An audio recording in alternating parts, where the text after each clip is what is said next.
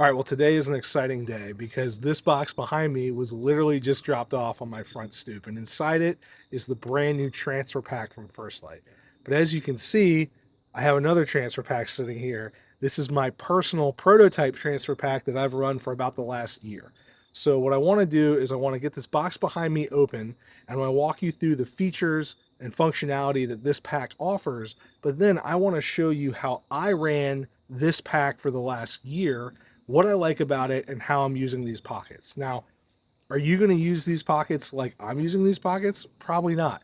A pack is a super personal thing. It's a tool. It's designed to help you carry what you want to carry into the woods. And some of you guys might not be walking 40 yards to your tree like I am. Some of you guys might be walking super deep.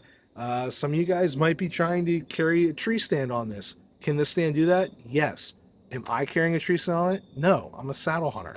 So I just wanted to walk you guys through not only the features of this pack, all of the thought that went into it, all the cool stuff about it, but also how I chose to use it, because maybe it'll help get your creative juices flowing so you can figure out some cool ways that I didn't think about for the pack. You know, at the end of the day, a pack is a tool. It's designed to help you be more efficient and have the stuff that you need or want to have when you're in the woods. So let's get this box behind me open. Let's look at the features of the pack. Let's look at all the pockets, all the functionality, and then from there, let's talk about how I used this pack for the last year.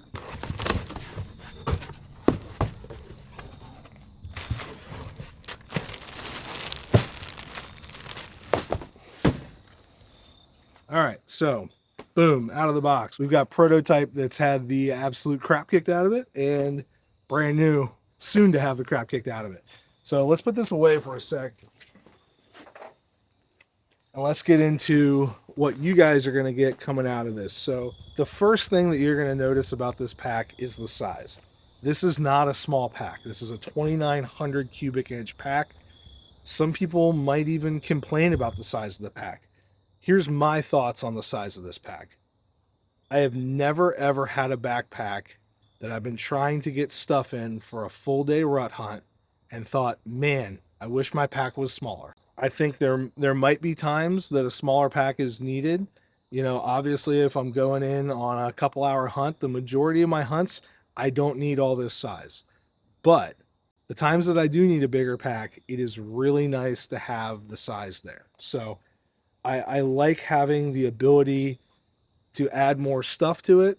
I don't find that it's a hindrance, and frankly, I like it. But, you know, again, backpacks are personal. The way that you know, everybody uses a pack is different. So one of the first things you're going to notice, the material of this pack is very quiet. It's not making any noise. It's durable, but it's a soft to the touch, quiet fabric, perfect for whitetail hunting. Here on the lid, you have a really nice kind of bucket top and covering lid, but I love how the zippers here go to either side of the pack.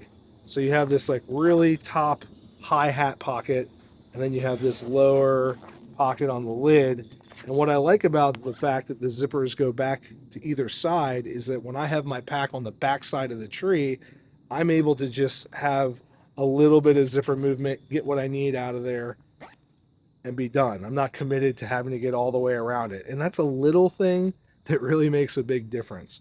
Also, continue on the front of the pack, we have two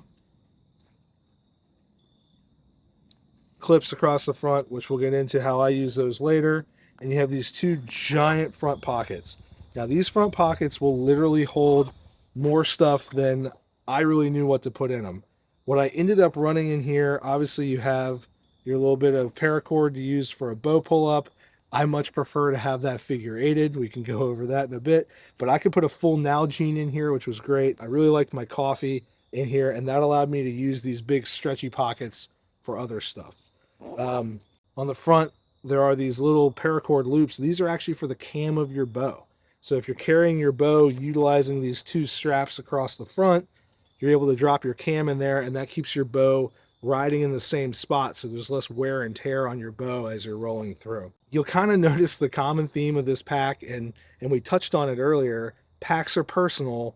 Well, this pack allows you the functionality of being able to add using the molly. You can dump stuff in these big stretchy pockets, or you can use these cinch straps on the side to do whatever you need. But there's a good amount of molly on the pack that allows you to add on anything you need, whether it be compression straps, etc. And that same versatility extends through the inside of the pack, where it's absolutely loaded full of pockets to allow you to highly customize your stuff. It's really nice to be able to have all of your items kind of tucked away and out of the way. And one of my really favorite things about the shape of this pack is the fact that I can actually drop my camera gear right in here.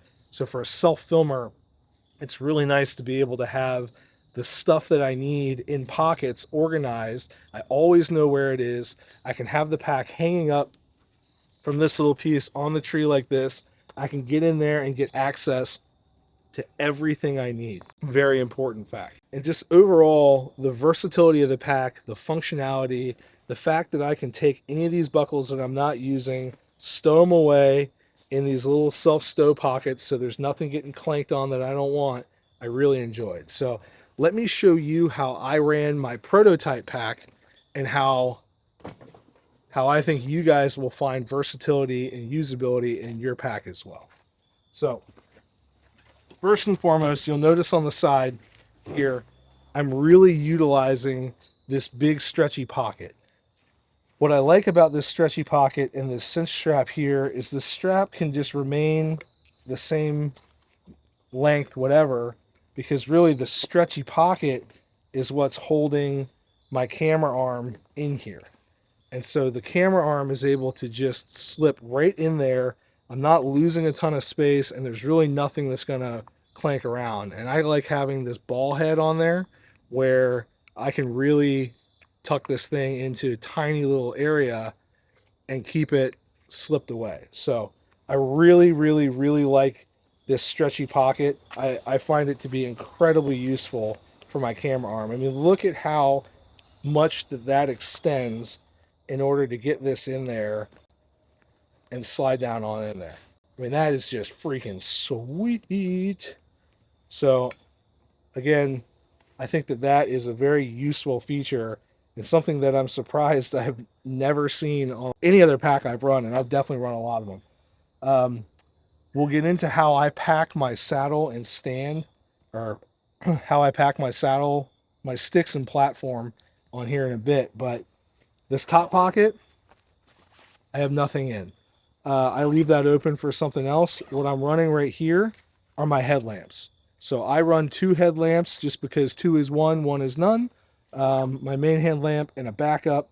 And then moving down here, I have pruners and a saw in that pocket. This pocket has just the additional extra pull-up rope that comes with the pack.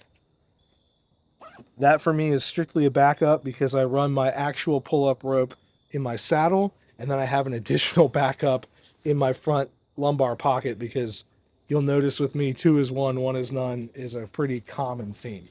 Moving into the pack, up here, again, nothing. And, you know, there are some pockets in here that I have nothing in. I'm leaving those pockets open for if I need to have something there in the future. Inside the pack, I have an extra release because, again, 2 is 1, 1 is none. There's nothing worse than getting back in your spot and realizing you don't have a release. I have some game bags because I do find that this pack is able to be used to pack meat out. I like to be able to use the tree stand functionality, and what I'll do is I'll just cinch down pretty much an entire broken down deer with some quarters, and then I have a couple of wool pieces for cold weather. I run these on the bottom of my pack because if I ever forget anything and I'm cold, it's nice to have. But then what I'll do is I will drop my camera gear right in there when I'm filming, and it almost works as like a nice little protective case. Other than that, my grunt tube is tucked away in the corner, and I have a set of just small rattling, I guess, the pack rack. I like how it tucks away. It's nice and neat. Doesn't sound all that great, but it's the job done.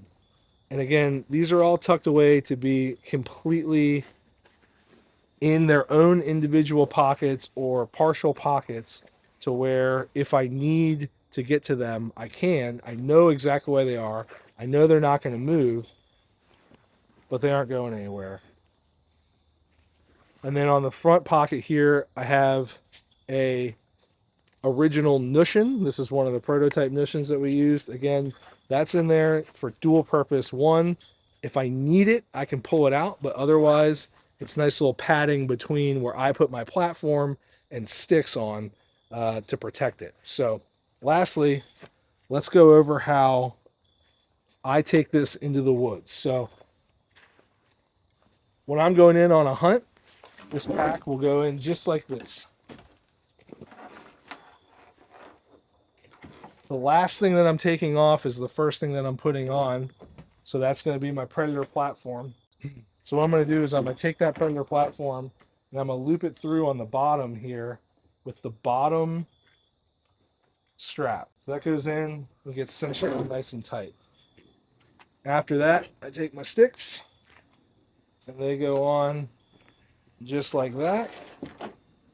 And when I pull this through for this strap, I'm looping it through the platform and up around the sticks, okay? And the reason I do that is I want as many straps as possible to prevent the platform from potentially moving. Movement equals noise, noise equals bad. Remember that. And that gets cinched down nice and tight. Now, if I'm going to walk really far, I might take these lower compression straps that I've looped over. But basically, that is exactly how I'm going to run these into the woods. Nothing to move around, nothing to make noise, no problemo. Overall, hopefully that's a very helpful review of this awesome transfer pack, all the features, functionality, and usability that it has. If you have any questions, leave them below. Thanks for watching.